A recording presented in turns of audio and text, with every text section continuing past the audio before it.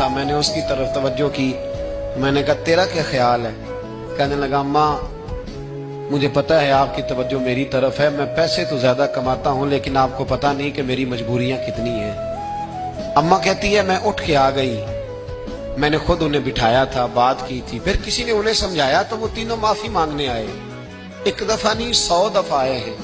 میں نے معاف بھی کر دیا ہے، دوائی بھی لے کے دیتے ہیں، اچھا علاج کرایا ہے، میں ٹھیک بھی ہو گئی ہوں، پر حضرت جی